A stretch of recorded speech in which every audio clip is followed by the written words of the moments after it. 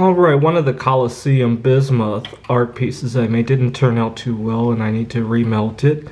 But while I do, I thought we could watch this as a symbolism for the collapse of Rome, right? Which is probably going to happen, the history is going to repeat itself. So maybe I'll record this as symbolic of our collapse of Rome. Might take 15 minutes or so to melt.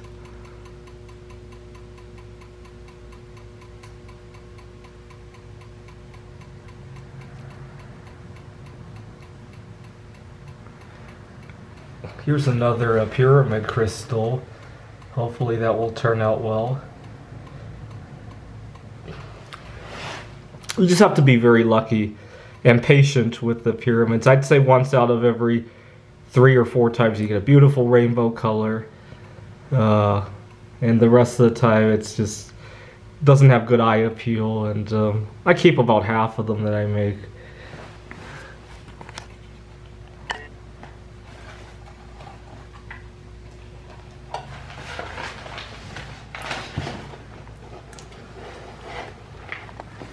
I've become quite good at eyeballing just about when the temperature is right to pour it. I could maybe get a thermometer to be a little bit more precise.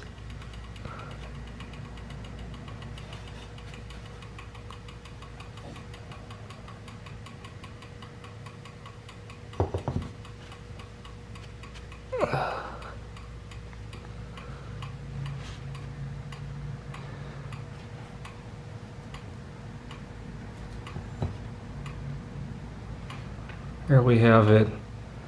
Not perfect. Sometimes depending on the temperature, you can get red to show up as well. This one only goes up to yellow, green, blue. But this is worth keeping.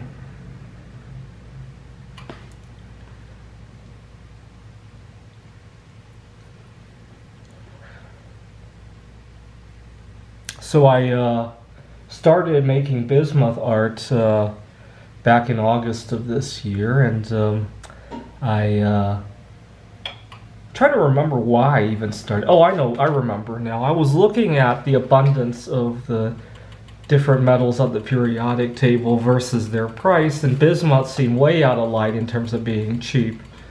And I ordered about, the first time around, I ordered 10 pounds of bismuth, because I was thinking of it as an investment. If I just hold on to 10 pounds, if we are to believe it's rarer than silver, that's not bad, right? And then when I got it, I'm like, gee, what could I do with it? And I discovered that you can make crystals out. I didn't have very good luck with the crystals. When I did the crystals, a bunch of my bismuth oxidized, and I was kind of disappointed, because then I went to look up how to revert that back to bismuth, and you needed a furnace, and I wasn't about to get stuff like that.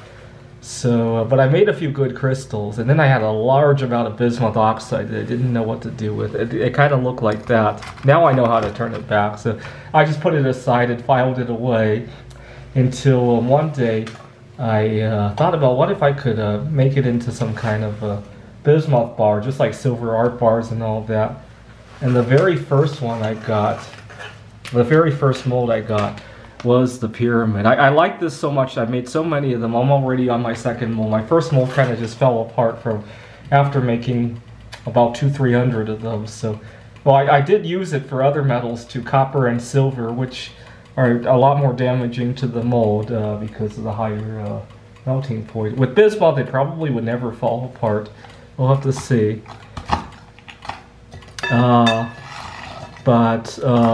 And then I learned about an art show here in Phoenix. My very first pyramid had no color to it. I didn't understand how the oxidation worked. You gotta put the mold upside down on the range and let it heat up, and then pour the bismuth on top of it. But I didn't have color, and I sold it for $40 anyway, so it was not bad. Now that I've added color to it, I sold one that looked just like that for $70 the other day, which is not bad considering that it has like less than a pound of bismuth.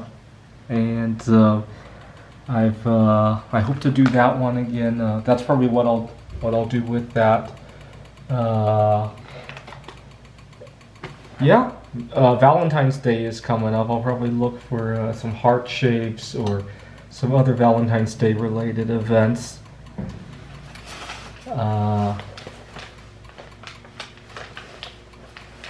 Yeah. So every year we mine about 12,000 tons of bismuth and only 4,000 tons of gold. I'll let that sink in for you. Don't forget, we've only been mining bismuth for 300 years. And a lot of it gets lost, right? A lot of it isn't recycled. It's used in electronics. It's used in, well, Pepto-Bismol, right? Sometimes when I get an upset stomach, I just break off a small chunk of bismuth and swallow it. It pretty much does the job too. It's used in, like I talked about earlier, making transuranic elements and polonium-210. And, well, when it's used in that, it's gone for good, right? Because it's not even bismuth anymore, among other things. I'll let that thought sink in, that we only have 3 times as much bismuth as gold, which is why I make it a point to always recycle all the bismuth slag. Even when I sand, see, when I make that, the back is very rough and I have to sand it off. Well, even the sanded bismuth I could recycle, so I hate to waste any of it.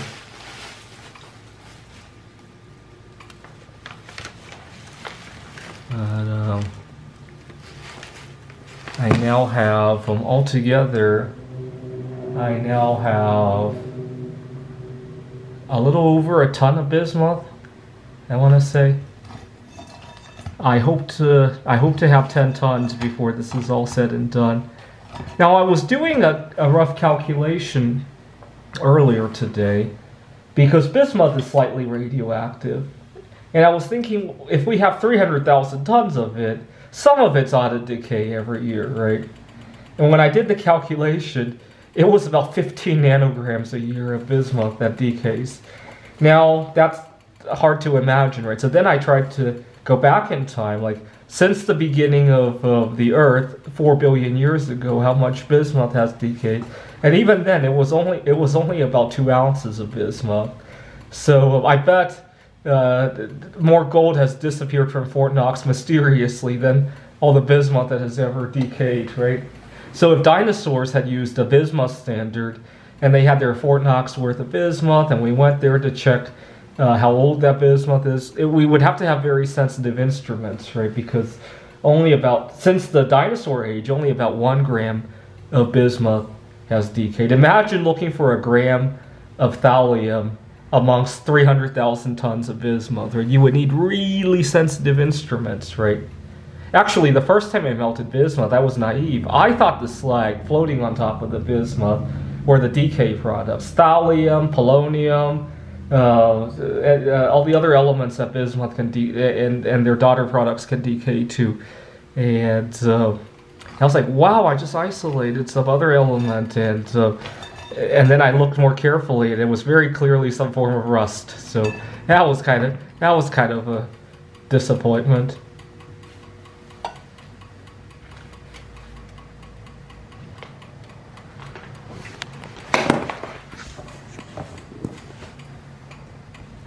Well, I guess the fall of Rome does take a while.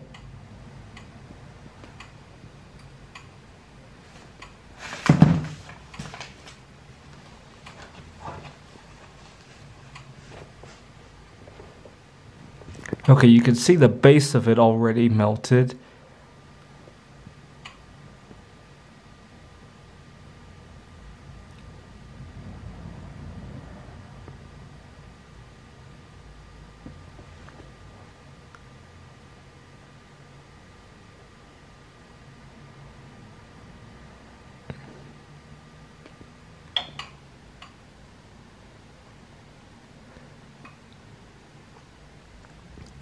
It melts very quickly once all the bismuth is at the melting point.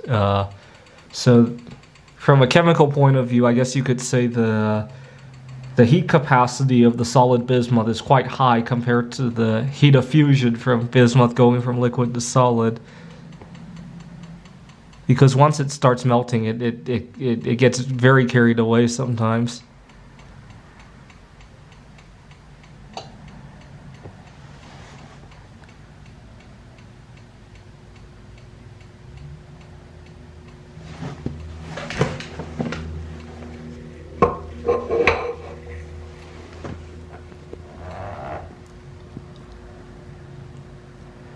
Now, I learned from my pouring of bismuth that it's a lot easier to turn a profit on the smaller items, right? So on this Colosseum, even when I do get it right, it's got 5-6 pounds worth of bismuth, and I'm lucky if I can get 150 bucks for it. It's a lot of work. Half the time it doesn't turn up well, and I have to melt it down again. And then when I do melt it down, it makes a ton of slag, and then I gotta put that back into my furnace. And but on the other hand, something like this, which weighs about 0.8 of a pound, if I remember correctly, and I could turn it around and get I could make 4, 5, 6 times. Not to mention the graphite molds hold up a heck of a lot better. I could probably pour 200-300 of them on one mold. Actually, probably more. I could have probably gotten more out of it if I didn't do the silver those couple of times. But which is unfortunate. The smaller stuff makes the money. Actually, in some ways, I do the small stuff to help me pay for the big stuff, because I like to keep some of the things I make. So, anyway.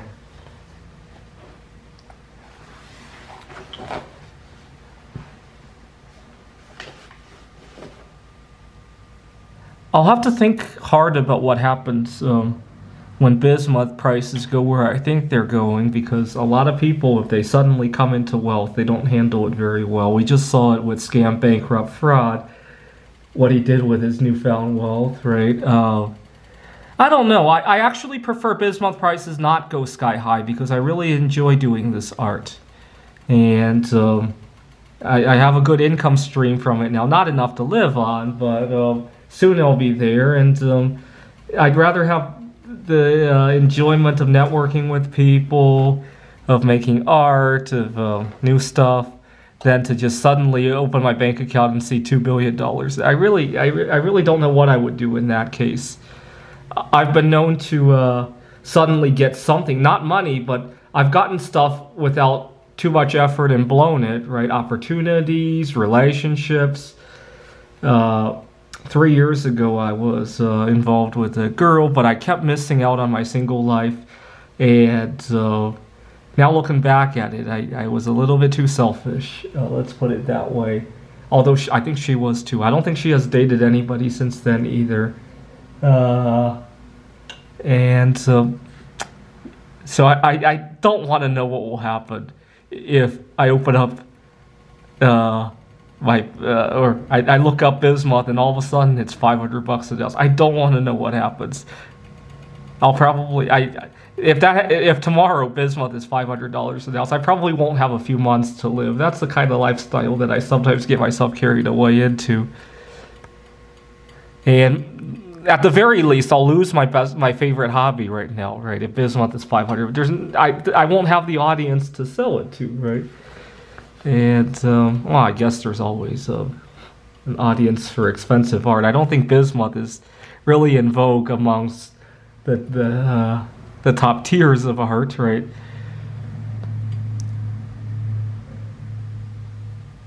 Well, that melted really cleanly. I was totally expecting that completely to crumble into slag, because earlier I was trying to melt some bismuth that I sanded off of something else, and I naively thought if I put the sanded bismuth powder at the very bottom and I placed the heavier objects on top, that it would cushion it from the oxygen, and didn't work. The sanded particles floated right back to the top of the molten bismuth because it's lighter.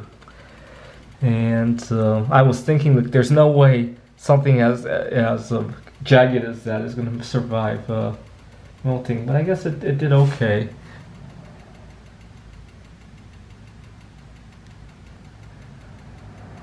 But I'll probably stop that so I could take the big piece out so I can pour a little bit of it out. Otherwise, it's too heavy to carry the pot.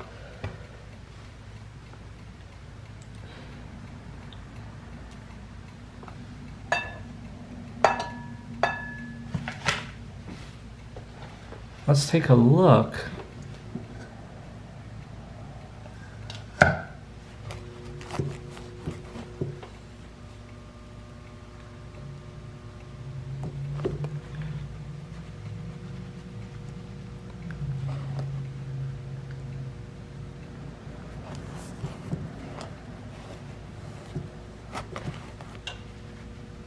That came out a lot more cleanly than I would have thought. I was totally expecting half of it to become slag and have to go into the furnace.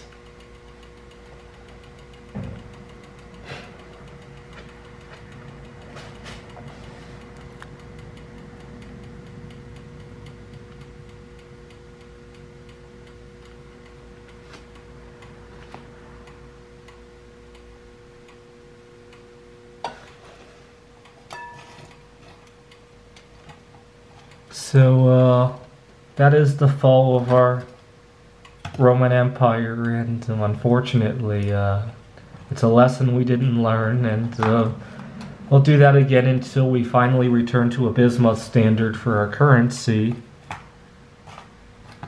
And I mean it when I say bismuth standard, because most of the bismuth that we have today is in private hands, right? And why not just barter with it? Why would you want to use a currency that the government has? Governments around the world have a quarter of it in their stockpiles, right? No government is holding bismuth as far as I know. Actually, if we want to go back to the moon, they'll be in big trouble if we corner the bismuth market. It's used in their RTGs.